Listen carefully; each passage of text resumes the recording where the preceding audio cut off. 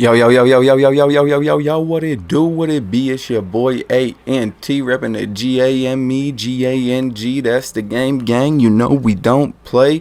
Y'all already know what it do. Freestyle off the dome to start the video. It's about to be dope. Yeah, let's get into it. This is episode 2 of the greatest debates of all time. Last episode we covered the pioneer quarterbacks kind of before, as the passing game was getting invented.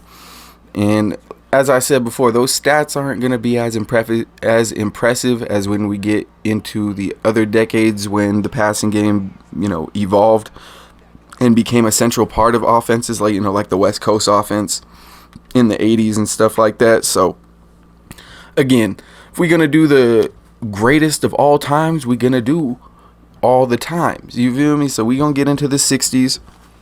And like last time, I got one honorable mention that didn't quite make my top 5. If he made your top 5, that's why he's an honorable mention. He deserves to be mentioned with these guys. But to me, he didn't quite make the cut. And that man would be Y.A. Tittle. Yes, I know, funny name. But despite having over 28,000 passing yards, a QB rating of 73.6, and winning an MVP in 63, which he won a year before he retired after a 14-year career. So even in his older years, he was still elite, yet he never won any championships. So his lack of success is a big reason why he didn't make my top 5. But his stats and the fact that he tied with the NFL record for passing touchdowns in a game make him an honorable mention, and he's not the only one on this list with that feat either, So let's get into the bottom of the list, number 5, which is going to be controversial, but hear me out. As number 5 is Joe Namath. And like I said, hear me out. I was just looking at his stats, and really the only reason why Namath made the top 5 and didn't get wasn't an honorable mention is he won Super Bowl III, and he won the MVP of that Super Bowl. If he didn't win that, he would definitely be on that honorable mention, because he only has one MVP, just like Y.A. Tittle, and Tittle's numbers are way better than Namath's on every measure. Tittle has more touchdowns, a better completion percentage, and a better passer rating. But Namath winning the ultimate prize in football gives him the edge, in my opinion. That's just how. Plus, he only played 5 seasons in the 60s. He was drafted in 65. So for you to only play half the decade and still make the all-decade team, I consider that, that's an accomplishment end of itself. And yes, he guaranteed his Super Bowl win, which is romanticized a lot. But again, his stats weren't better than Tittle's, and he had an MVP, and the only thing that separated them was the Super Bowl win. So I got Joe Namath at number 5 spot. Number 4 is Sonny Jurgensen. Now, he never won an MVP, but he won an NFL championship in 1960, and he threw for 32,000 plus yards. He's the first guy on this list who threw more touchdowns and interceptions, and he has a better passer rating and completion percentage than Joe Namath, and even like the guy who's going to be the number 3 spot on this list. So, Sonny's stats, he had the Super Bowl. He was never considered the most valuable player in the league, but he has better stats than Namath, so that's why I kind of put, yeah, sure, Namath has both the MVP and the Super Bowl, but again, he doesn't have really the stats, and that's kind of why I put Namath on the bottom and edged Sonny over him, because yeah, sure, Sonny's success came at the beginning, but still, if you look at his overall career numbers and what he did, it's plain and simple who the better quarterback was, and the more efficient quarterback, and that's why he kind of edged out Namath for that 4th spot. But at number 3 is George Blanda, and his stats aren't as impressive as Sonny Jurgensen's, but he was a 3-time AFL champion, had a 26-year career. So he definitely had the longevity and the consistency part down, because even in his older years with the Raiders, he came in for what I think the starter was Daryl LaMonica. Won them some games on their trip on the road to Super Bowl II. So I mean, he was way more successful than anyone on this list so far, and that's why he got the number 3 spot. Plus, he got the stats. It's not like, you know, Sonny was just head and shoulders better than him. He had more touchdowns and a better passer rating, which is cool. I mean, with 26 seasons, you better have more touchdowns, but the better passer rating, you know, shows that he had efficiency, and he had he was better in both of those than Namath and Tittle, despite them, you know, they had more yards, which is crazy. He had 26 seasons. That just shows you how little the passing game was utilized. Even in the 60s, he played 26 seasons, and he pretty much played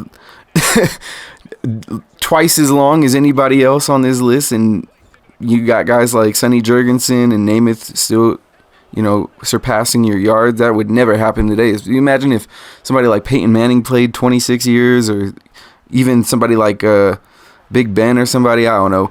They would definitely have they would definitely probably have the most passing yards, despite maybe not having the most success. But I think he had a nice mixture of success, longevity, and stats, so that's why I put him at number 3. He didn't have the most success, unlike the guy at this number 2 spot. And this number 2 spot it might cause some controversy, because I got Bart Starr at number 2. But if you hear me out, if you look at his stats, yes, he was incredibly efficient, and he was the most accomplished guy on this list. But he threw for the least amount of touchdowns on this list. Plus, I'm not going to say it's a handicap, but he had Vince Lombardi, who was pretty much the NFL's version of Red Auerbach, which kind of helped Starr and the Packers win 5 NFL championships and 2 Super Bowls, which he was back-to-back MVPs in. But despite all that success, Starr only won 1 NFL regular season MVP. You would think if they were dominating for that long, you know, he would be the star and, you know, he would win at least 2. But no, everybody on this list just has 1 MVP. And really, it was a toss-up between him and in the number 1 spot. I really had him at number 1 until I started looking at the numbers. And yeah, again, Vince Lombardi, there was not a coach like him. So, and on top of that, there's a reason they call Lambeau the Tundra back then. It was like negative 30 degrees any given day, even in summertime type shit, at least. And this was really before the game was going to evolve into what it is. I mean, these guys thought football was kind of just like a game, a little side gig they played during their lunch break at the cheese factory in Wisconsin and shit. Nobody really thought it was going to take off like this, you feel me? But it did. And, you know, Bart Starr was the most successful. But again, if you look at his stats, the least amount of touchdowns on the list, son. I mean, that just goes to show that it was more of Lombardi's, you know, being the ultimate tactician and the ultimate leader, head coach, if you will, at the time. And that's not to say that Bart Starr was no schlub. He has legendary moments. The Ice Bowl, where he kind of shuffled it in 2 yards in, you know, negative 30 to 50, whatever it was. I mean, they was pretty much risking frostbite being out there on the field just to play the game. You know, got to give him his respect for that. But again, let's not pretend like you didn't have the greatest coach at the time, you know? And so that's why I had him at number 1, because yes, he does have the success, but his stats are really, like, he wasn't fit. He was efficient, but he just had the lack of, and it's really more because they probably ran more. I mean, there was, like I said, they wasn't throwing bombs out there in the California sunshine. They was just trying to grind teams out in the cold weather, trying to make them quit. But and it's really hard to throw when the wind chill is, you know, the wind 30 miles an hour and the wind chill is -3, you know.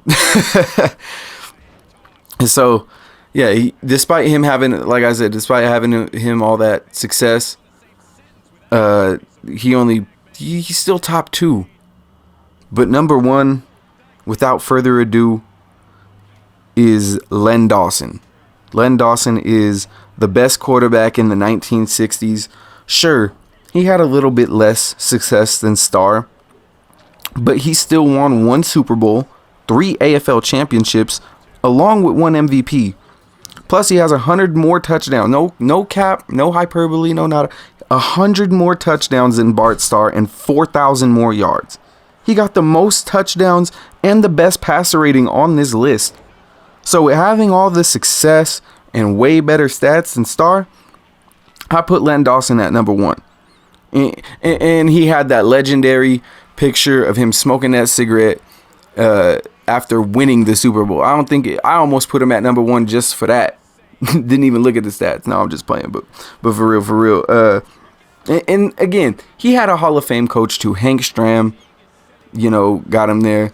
But the Chiefs and Hank Stram were never looked at as a dynasty like Vince Lombardi and the Packers were. Or even like at the end of the 60s when John Madden came along and John Madden became the winningest coach. Hank Stram wasn't looked at like that. But, that's all Len Dawson was a dog. He was pretty much Joe Burrow before his time. Joe Burrow with the cigar type shit, you feel me? But that's my list. If y'all disagree with some of them, I understand. Maybe comment on what you disagree with. Like, dislike, all that. Go ahead and subscribe because I got to work my way through these decades. So I got the 70s and beyond coming up. Plus, I'm dropping hip-hop history on the same day as this. So, subscribe. Turn on the notifications so you can stay tuned for all the hot content that I got dropping soon. And I'll be streaming on Twitch too. ANT_GGE. I'm playing NBA 2K23 up on that. Got 2 seasons going on. One with the Pacers, one with the Sixers. I mostly talk about live NBA stuff, WWE news and stuff on there. Just shit that interests me. Same thing on here, really. But, I tend to stream more frequently on there and drop content on there more frequently than I do here. Just no particular reason, really. Just, I don't know. That's just how it kind of shakes out. But yeah, y'all, again, be safe. It's been your boy ANT, repping the game gang. We don't play. Hope y'all enjoy this beautiful Sunday. And I'm gonna go watch some playoffs from the NBA. Started the video with a freestyle, ended it with one. Y'all know how I do. I'm out. Peace.